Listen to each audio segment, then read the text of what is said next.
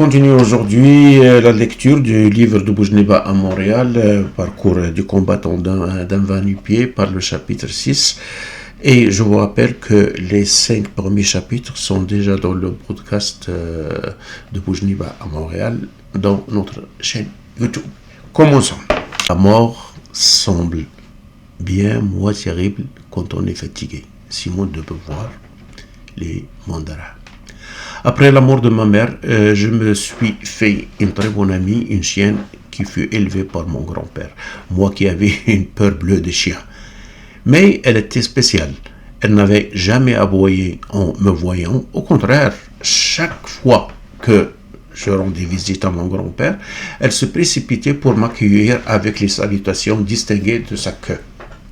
Nous avions tellement sympathisé que la voilà qui se met à m'accompagner chez nous. Au début, elle revenait toute seule chez mon grand-père, mais petit à petit, la voilà qui s'installe définitivement avec nous. Ce fait une délivrance pour grand-père qui avait d'autres chiens à qui donner des coups de pied, et une aubaine pour nous qui avions besoin d'un gardien et d'une sonnette d'alarme pour la maison, maintenant que mon père était souvent absent. En effet, depuis qu'elle avait élu domicile chez nous, personne n'osait plus s'aventurer à moins d'une vingtaine de mètres de la maison sans qu'il ne se fît pourchasser ou à la limite sans que sa présence ne fût signalée aussi bien de jour que de nuit. De telle qualité avait plaidé en faveur de mon ami auprès de mon père qui remarqua sa présence en revenant en fin de semaine. Cependant, il fixa des règles. Il fut interdit à l'animal d'entrer dans les chambres à coucher, d'entrer dans la cuisine, de lécher nos mains ou nos visages, de lécher les plats, les soupières ou tout ustensile de cuisine. Quand j'avais demandé pourquoi, il me répondait qu'un chien était par définition un chien et que par conséquent, il était charognard et mangeur de détritus.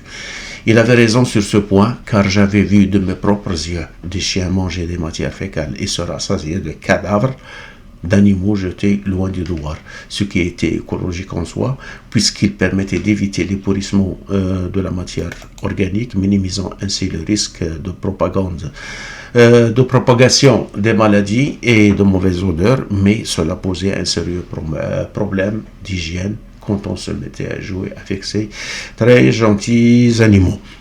Je comprends maintenant le proverbe d'ici qui dit « sympathise trop avec le chien, il finira par te lécher le visage ». Ce qui signifiait qu'à force de se mêler à n'importe qui, on finit par avoir des ennuis. Mais je ne pouvais me résigner au proverbe, car je ne pouvais décevoir tant de loyauté et de tendresse émanant de cette sympathique créature. J'avais donc décidé de jouer avec elle, tout en prenant garde de ne pas me faire lécher le visage et les mains. Et ma chienne semblait comprendre. Elle savait aussi bien tenir sa langue que de se tenir à l'écart lorsqu'on n'avait pas besoin de sa compagnie. Mais elle dérogea à cette règle quand, un beau matin, mon père débarqua avec un camion où il chargea le peu de bagages que nous avions pour nous ordonner ensuite de monter tous en arrière dans la carrosserie. La chienne sembla comprendre qu'il n'y aurait plus de maison, puisque les habitants étaient en train de déménager. Elle voulait sauter à son tour dans le camion, mais mon père la chassa à coups de pierre. Elle s'enfuit hors de la portée et resta là, fixant le camion, la langue pendante et le regard plein d'inquiétude. Le camion démarra et s'engagea doucement sur la piste qui menait au douar. La chienne se mit à le poursuivre tout en se tenant à une distance respectable, comme font tous les chiens quand ils suivent une charrette ou une caravane allant à un quelconque souk hebdomadaire. Mais voilà que le camion arriva au douar, s'engagea sur la route principale et accéléra.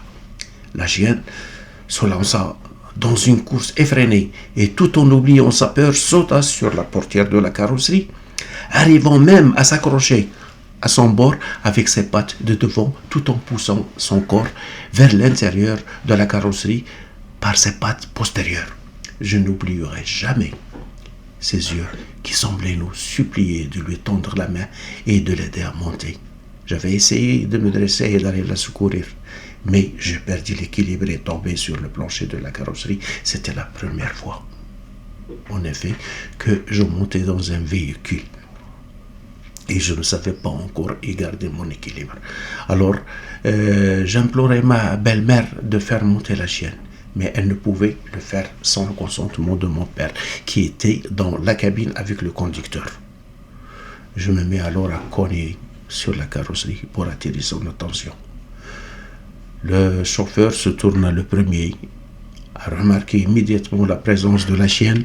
Il dit quelque chose à mon père qui se retourna furieux pour nous faire des gestes, nous signifiant de faire lâcher prise à l'animal.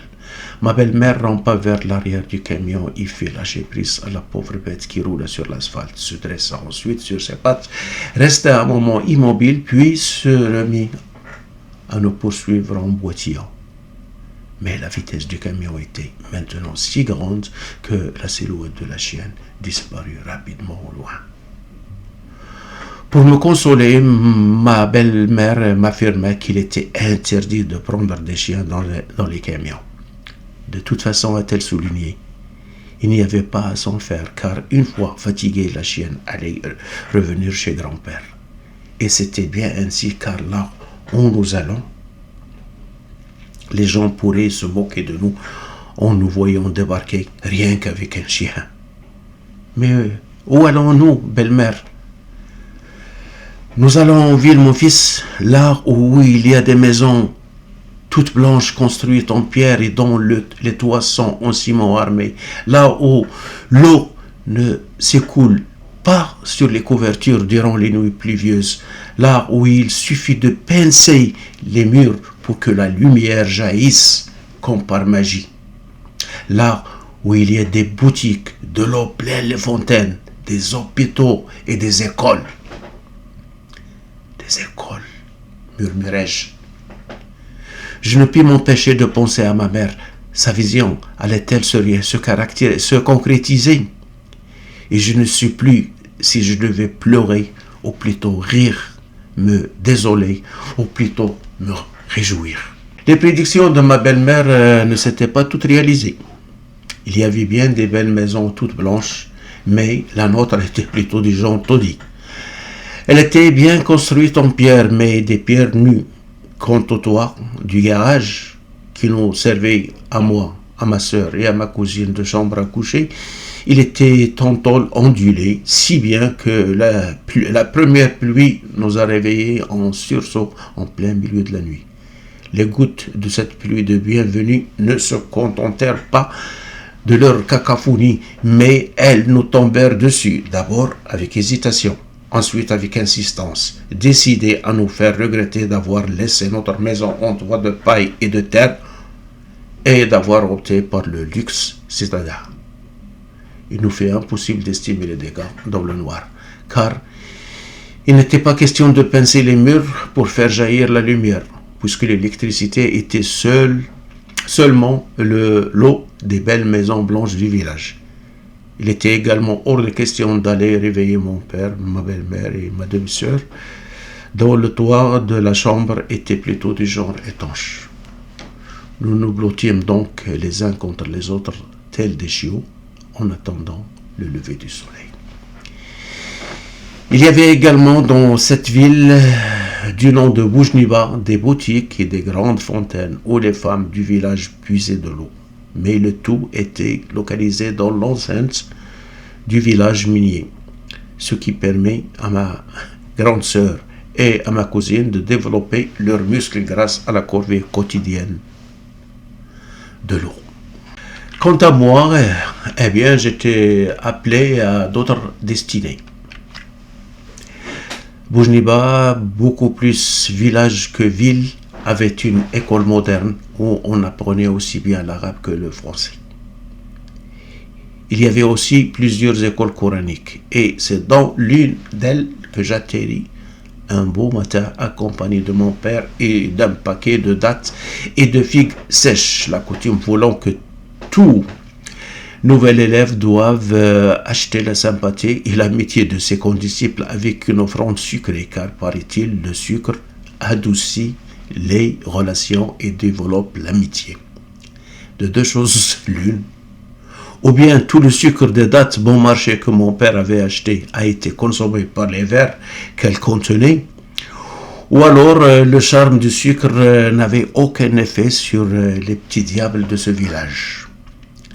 Les hostilités commencèrent dès notre sortie de l'école. Ce qui semblait exciter la méchanceté de ces bougres, c'était surtout mon habit, le tchamir, et mon crâne luisant, comme une boule de billard. Des cris fusaient de partout. Le blédard, le compagnard, la roubie. Les plus hardis se mirent à tirer sur mon tchamir. La bagarre éclata et je fus vite submergé par le nombre. Il fallut l'intervention du maître d'école qui distribuait généreusement des gifles et à tout le monde pour que les hostilités cessassent. Mais ce fut trop tard pour m'éviter des dégâts. Je viens d'avoir mon premier œil au beurre noir. J'en aurai d'autres. Et j'en ornerai à mon tour le visage de certains parmi les plus intimes de mes futurs ennemis. Ainsi allait la vie dans cette adorable petite jungle. Il faudrait peut-être souligner qu'en ces moments, le peuple souffrait sévèrement du complexe du colonisé, ces premières années de l'indépendance. La modernité du pays passait certes par l'acquisition du savoir, mais le savoir se trouvait en Occident. Or, pour acquérir ce savoir, nombreux sont ceux qui croyaient qu'il faudrait épouser les valeurs occidentales dans leur intégralité. Et nombreux étaient ceux qui, pour prendre un raccourci à la modernité, n'avaient adopté et vénéré que les apparences occidentales. Il se fit ainsi que le dernier des compagnards se vantait d'avoir parmi ses connaissances quelqu'un qui parlait couramment français, qui s'habillait comme un Européen et qui était très bien introduit dans les hautes sphères. Et n'importe qui, portant une cravate et baragouinant le français, pouvait devenir quelqu'un et se permettre de snober l'enturbané tout en s'enivrant de son admiration. Mon père aurait donc mieux fait de m'acheter des habits à l'européenne plutôt que de nourrir ces monstres, même de dattes farcies de verre. Car, contrairement à ses convictions, dans cette jungle, un bon habit ne serait pas juste un habit capable de cacher la nudité du corps, mais il devrait en plus permettre de ne pas attirer l'attention. Et avoir ce genre d'habit devint pour moi une revendication quotidienne et ni la persuasion ni les menaces ne me firent lâcher prise. J'avais fini par avoir mon pantalon, ma chemise, ma veste et mes chaussures. Le tout acheté dimanche chez un fripier du souk hebdomadaire. J'étais aux anges. Je me précipitais pour mettre mes nouveaux habits afin d'acquérir l'estime et le respect de mes compagnons. Le pantalon était un peu large. Mon père pallia cet inconvénient en me ceinturant avec une corde de chanvre. Les chaussures avaient également un problème. Elles me paraissaient beaucoup plus longues que larges, mais ni moi ni mon père ne pouvions les critiquer. En ce qui me concernait, je n'avais vu de ma vie que des babouches. Quant à mon père, il n'avait essayé, en plus des babouches, que ses bottes d'ouvrier et les brodequins de l'armée. Il fallait donc attendre le verdict de mes condisciples. J'avais hâte que le soleil se lève. Comme tous les experts qui se respectent, les avis de mes condisciples étaient partagés. Pour les uns, j'étais un certain Charlot, quoique je ne connaisse pas ce monsieur, je me sentais plutôt flatté. Son nom sonnait européen. Il ne pouvait donc qu'être distingué. Ce qui me dérangeait le plus, c'était l'avis de l'autre groupe d'experts. Pour cela, j'étais tout simplement madame. Quand nous sortîmes de l'école, je demandais à une âme charitable ce qui me faisait mériter le surnom travestissant de madame. Ce sont les chaussures, répondit cette âme charitable, car vois-tu, les chaussures des dames sont beaucoup plus dégagées, beaucoup plus pointues et ont généralement des talons beaucoup plus élevés que celles des hommes. Merci, âme charitable. J'avais appris avec toi en quelques secondes beaucoup plus que je n'en avais appris avec le maître d'école jusqu'à présent. Au revoir, j'avais une rude bataille à livrer pour convaincre mon père. Mais la bataille ne fut pas si rude que cela, puisque les chaussures furent convoitées par ma grande sœur. Je devais cependant continuer de les porter jusqu'au jour du secours hebdomadaire, le dimanche prochain. Le grand jour arriva et j'avais eu non pas des chaussures, mais des brodequins avec des semelles pleines de clous et des pointes, ainsi que des talons blindés. Les ayant haïs au début, j'avais vite fait de changer de sentiment à leur égard. Surtout quand on m'avait fait savoir que tous les Européens ne sont pas respectables et qu'en l'occurrence Charlot n'était pas un titre de noblesse. Quelques ruades bien administrées là où il faut, avec mes chaussures blindées, me firent vite monter en grade parmi ceux qui avaient le même âge que moi. Avec le temps, j'avais pu constater que je ne fis pas exception quant au mauvais traitement reçu au début de ma scolarité coranique. Le village était encore jeune, les mines de phosphate en pleine expansion et les gens n'arrêtaient pas d'affluer. Les plus anciens initiaient les nouveaux, même comme dans un camp militaire. Et ça fonctionnait comme dans un camp militaire, pour les enfants aussi bien que pour les adultes. Pour cacher sa faiblesse, où on se rabattait sur plus faible que soi. Le simple ouvrier était snobé par l'ouvrier spécialisé snobé par le chef d'équipe, et le chef d'équipe était snobé à son tour par l'ingénieur. L'administration française était toujours présente en cette fin des années 1950 à l'OCP, malgré la récente indépendance du pays. Et elle continuait d'entretenir cet héritage colonial. Dans l'école coranique, outre la hiérarchie due à l'ancienneté, nous étions également snobés par ceux qui fréquentaient l'école moderne. Il va falloir que j'y aille un jour. D'après mon père, ce n'était pas impossible. Il suffit juste d'attendre la semaine des 4 jeudis. En attendant cette semaine bénite, il n'y avait rien à signaler dans notre nouvelle résidence, sinon qu'un soir, ma cousine avait essayé de rééditer le coup de « Fais-moi peur » dans le noir, quand nous étions en train de jouer au crépuscule à côté de la maison. Il y avait des haies de cactus partout et elle s'y était cachée. Après l'avoir vainement cherchée, je me mis à l'appeler et à chaque appel, un « ouh » lugubre me parvint d'une haie voisine. La peur aux tripes, je ramassai un caillou et je le lançai avec toutes mes forces dans la direction du « ouh » menaçant. Le projectile fit un splash dans les cactus, tout de suite suivi d'un « ouah » caractéristique de quelqu'un qui venait de se faire mal. Ce fut ma cousine qui retrouva sa voix humaine. L'incident lui avait valu une vilaine bosse sur la tête et à moi une douloureuse correction. Quelques semaines après cet incident, elle tomba malade. Mais personne ne prit sa maladie au sérieux car nous tombions malades une semaine ou deux. Puis, un beau jour, nous nous retrouvions dehors en train de jouer comme si rien n'était. Les adultes ne s'alarmèrent guère et d'ailleurs cela rentrait dans l'ordre des choses. C'est par la volonté de Dieu que nous naissons, c'est par cette même volonté que nous tombons malades et c'est par elle que nous mourrons un jour quand notre heure arrive. Au fait, elle avait attrapé la fièvre typhoïde.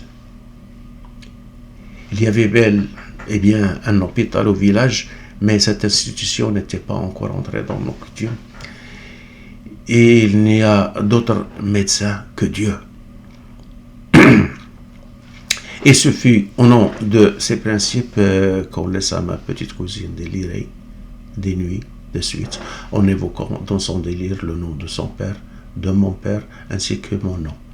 Et ce fut ainsi qu'elle s'éteignait au début d'un après-midi et qu'elle fut enterrée avant même que je ne revins de l'école coranique, pour la voir une dernière fois dormir de son dernier sommeil. Adieu cousine, tu m'avais marqué à jamais par ta vie pleine de courage et par ta mort pleine de dignité. Et c'est ton petit corps à froid là où tu es maintenant, sois au moins assuré que ton souvenir restera à jamais brûlant dans mon cœur. Il y a eu mon oncle, puis ma mère, et tout récemment ma cousine. Nous avions déjà assez donné à l'ange de la mort. Allait-il nous laisser enfin tranquilles? Hélas non. Et bientôt, ma tante allait nous quitter à son tour. Ma tante est veuve de mon oncle. Elle était venue nous voir quand elle a appris la mort de sa vie.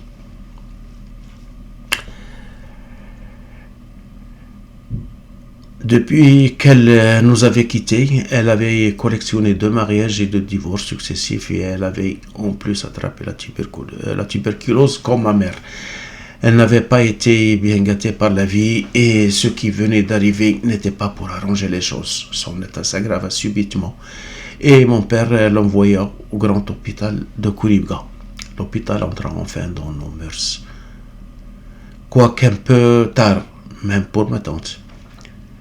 Je n'avais jamais compris pourquoi, au lieu de la garder à la maison conformément à ses principes, mon père a préféré plutôt l'envoyer à l'hôpital, où elle mourut après un long séjour.